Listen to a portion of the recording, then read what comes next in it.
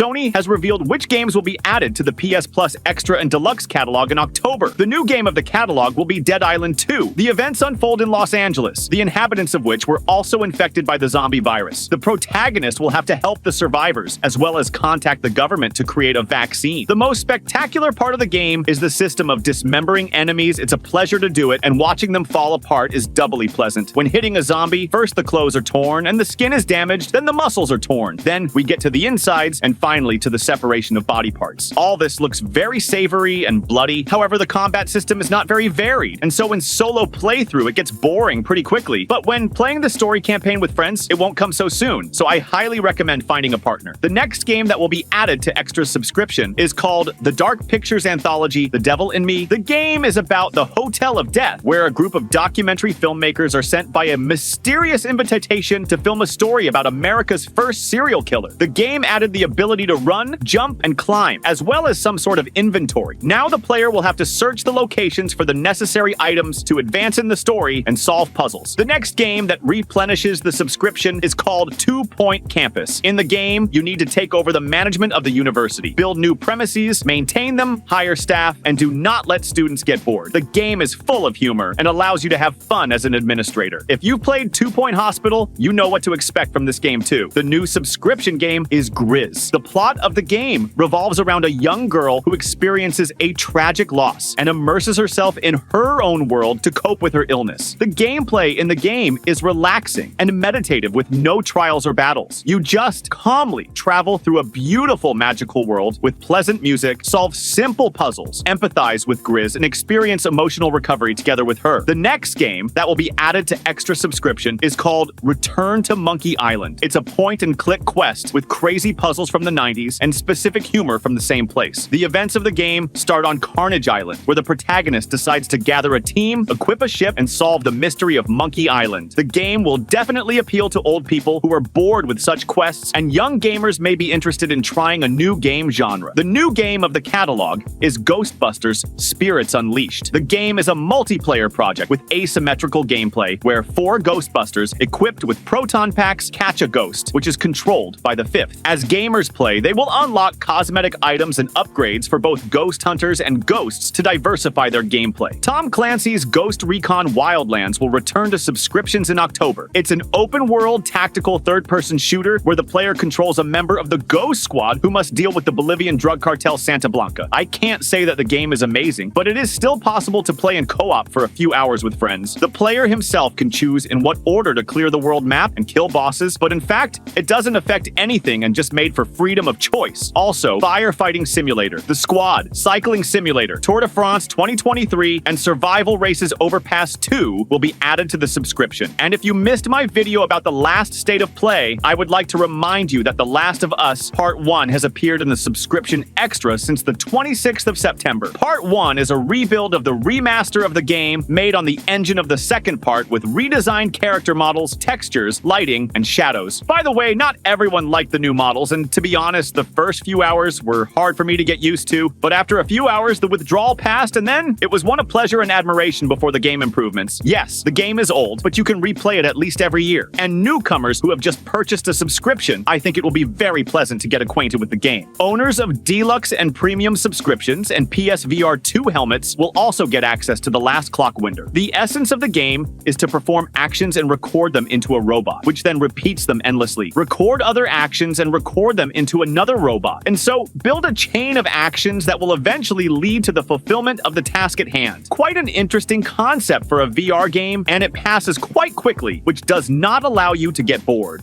Deluxe and premium subscribers will also get Dinosaur Survival Horror, Dino Crisis, Survival Horror Siren, and Shooter R-Type dimensions. For some reason, there is no mention of adding Blood Omen Legacy, of Kane Vampire Action Adventure to the subscription. Maybe they changed their mind or will add it in another month. Write in the comments how you like the addition, and I'll tell you about the games that will leave the subscription on the 15th of October. The first game leaving the subscription in October is The Evil Within, in which you have to play as Detective Sebastian Castellanos. He investigates investigates a bloody murder together with his colleagues and encounters a mysterious and powerful force, as a result of which the detective finds himself in a crazy world full of ugly creatures and dangerous traps. The plot captures from the first minutes of the game with its cruelty and madness. You want to understand what is going on here and where all these psychopaths came from. Gameplay, in general, is also normal, but the control is not as responsive as in modern games, but it's still interesting to play. In general, this game I definitely recommend to get acquainted before it is not removed. Gungrave Gore is also leaving the subscription. This is a third-person action game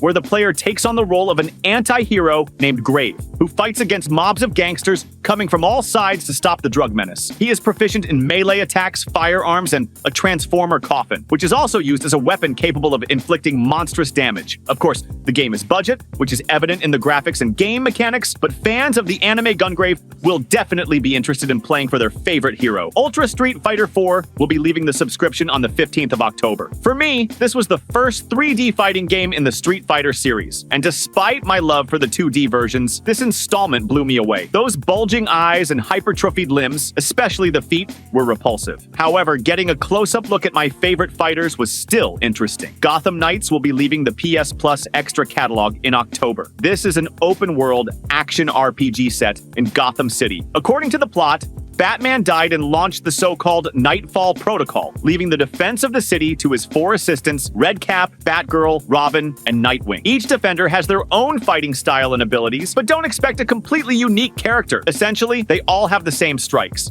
just animated differently. The heroes have levels, which will need to be pumped up by completing tasks, open skills and abilities, as well as get new equipment without which to pass the game is simply impossible. Little Big Planet 3 will be leaving the subscription service on the 15th of October.